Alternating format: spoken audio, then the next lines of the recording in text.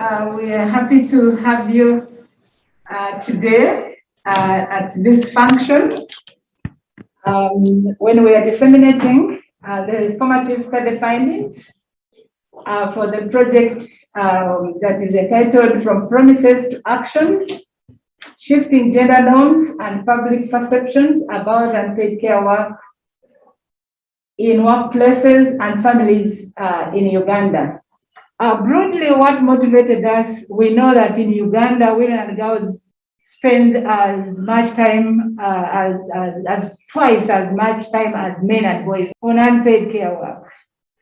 And the gender norms are known to be key drivers for this decade because it has not been changing for generations. And we know, and as we have also just heard, that COVID-19 made it worse for the carers, especially women who took over, an extensive, extended care burden. We also appreciate and government policy that seeks to expand women's participation in paid economy. Now, I would like to move to the formative study, which we are discussing today, and this is the first phase of this project. We are seeking to map out the gender and social norms, and in particular also perceptions at all levels, and we think are very key for the interventions and in lifting women's burden. We are also looking out to understand who are the key influencers of the gender and social norms at family level, community, and workplaces. And some of them could be, positive influencers, detractors, but we are mapping them all out to understand how they operate and how they influence the continuity of gender and social norms that impact, that drive unpaid care. Our presentation will focus on the local meanings of care and unpaid care work, the nature and forms of unpaid care work, the distribution of unpaid care work, looking at time use and the care work being done in the communities. Okay, so one of the key areas that we focused on was to understand whether the communities understand what care is. And our findings reveal that people, men, women, boys, girls, they all understand what care is, and they described it to mean well-being of the family, well-being of the communities, but with each gender contributing in a different way to the kind of care that is being done, but all in line with the social, cultural expectations of the communities that they live in. They described care work around responsibilities in the home, as you can see the voices there. Although sometimes you have to move beyond the home and go into the communities. It's around being able to provide for the family, meet the basic needs, medical care, issues of protection, especially at night, ensuring that the family has security. That was the men's understanding. And then the women's understanding of care work was around responsibilities done in the home for the well-being of their families. Then we also wanted to understand how do communities understand what we call unpaid care work. Our interaction revealed that both men and women were struggling to really understand the concept of unpaid care work, which to them sounded new. It sounded out of place and even awkward because it was not easy for them to relate payment to work that you do for your children, to work that you do for your loved ones, to work that you do for your family members. And so, as you can see in the voice here, one does caring work not to get something out of it, but you want to ensure that the family survives. And here, when they were talking about care work, they regarded women as a foundation of the family. And so if you are a foundation of the family, you have to make sure that, you know, your home is organized. You have to make sure you have to be a good parent, you have to be a good leader, and you lead by example in terms of doing what is expected of you, in terms of doing your obligations, and ensuring that, you know, your home is organized in a way. They described a number of forms of care work revolving around cleaning the home, preparing meals, different meals, but also they talked about care work relating to farming and especially farming for home consumption, fetching water and the like. This table shows to us the distribution of work, and as you can see, the ticks shows that most of the work is actually done by women and girls. The men are mainly around doing work that relates to production and the like. Women wake up very early to ensure that the home has food, the home is clean,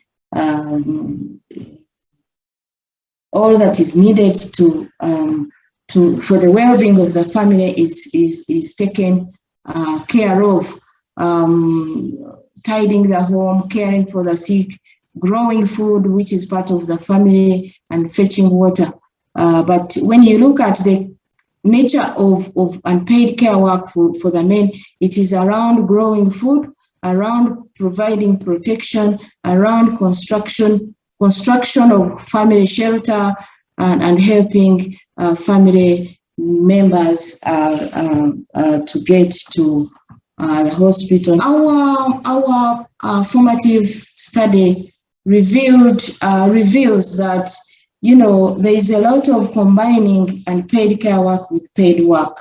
And as we heard from Professor Chikoma, you know, the responsibilities move beyond the place of home to the place of work. And then when you return home, then you get back to the work. So it is the work is all round.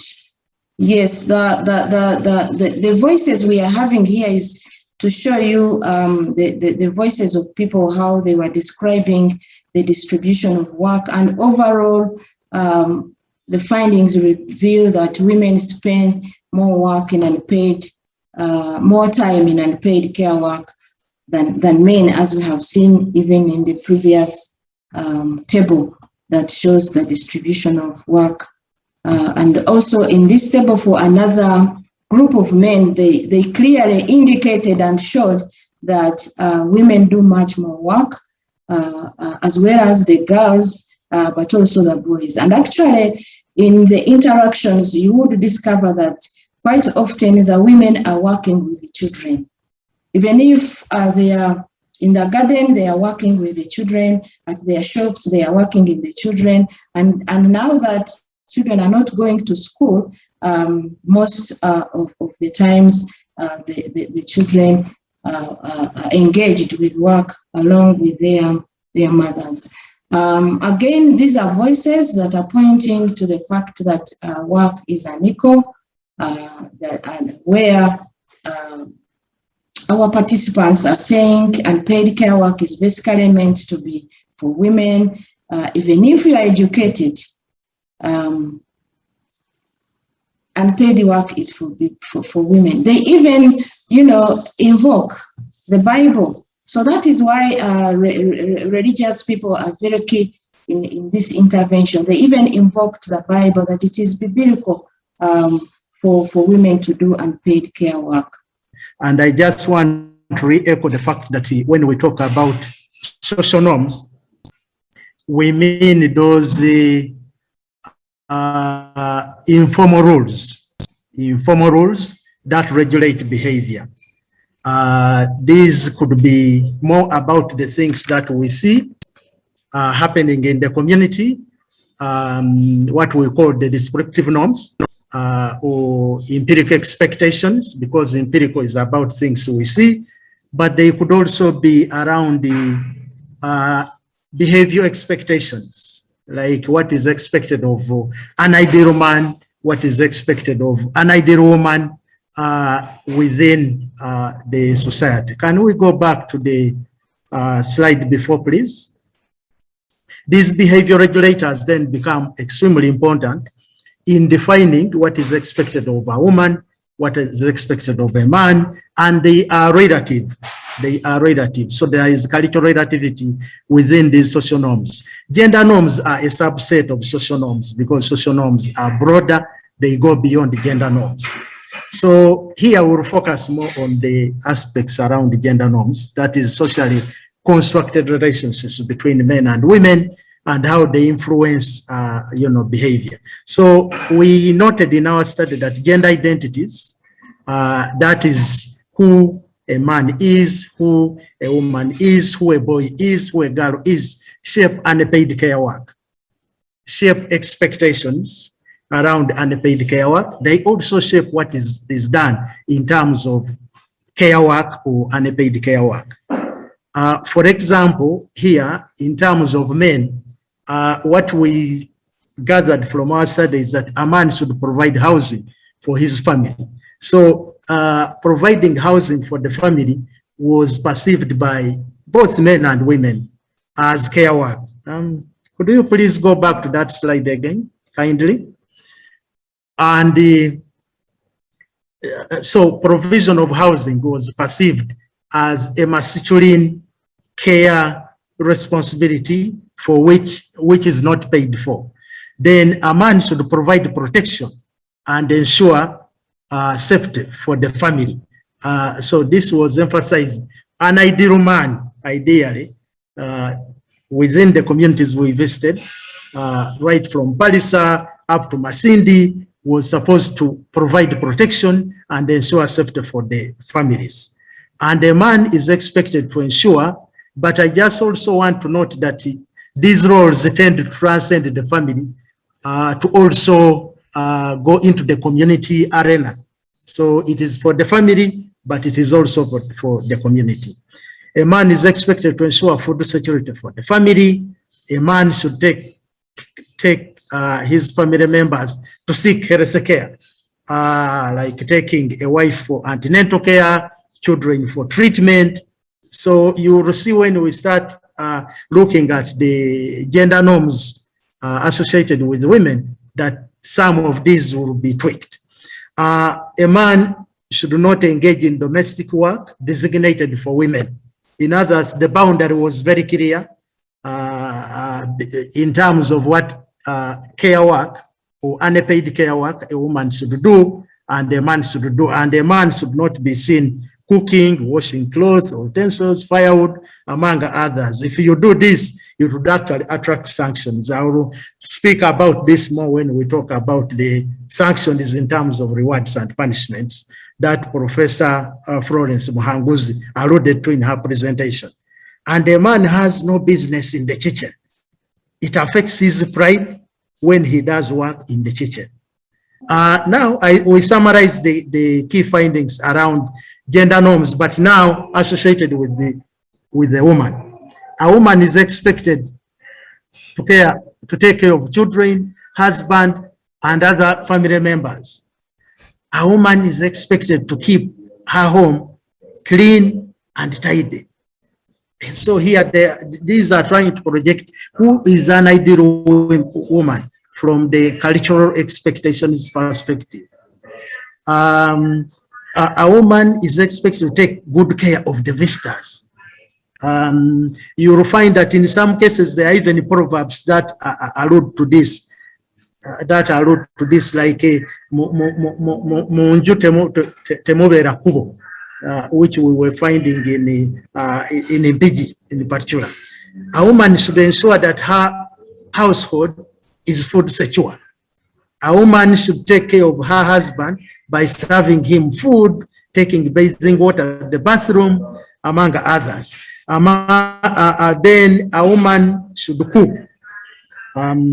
so a woman should cook for her family, her children, and the food should be available at any time, whether it is morning or evening. So a woman full time is engaged in cooking. So these behavior expectations around a woman then shape behaviors around unpaid care work, with all their consequences around women empowerment and full participation in economic and social activities outside the domestic sphere.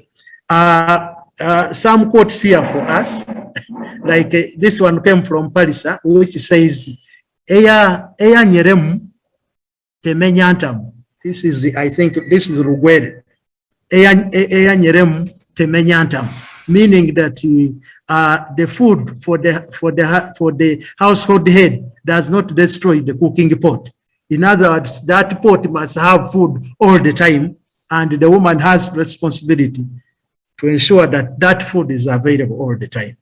Women are supposed to have responsibilities in the home, sort of again confining the woman more to the domestic sphere, which is associated more with definitely unpaid care work. These norms are policed.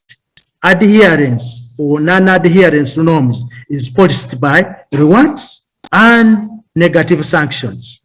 For example, if a man is seen to be involved in, to be doing work which ideally should be for a woman, they would say that he's bewitched. Either the wife bewitched him or somebody else bewitched him. Next.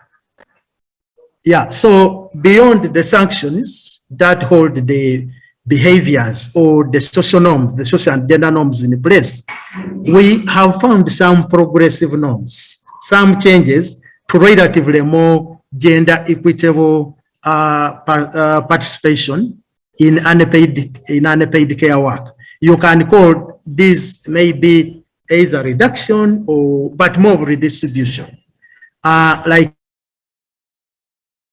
to women, such as fetching water, firewood, and cleaning the compound.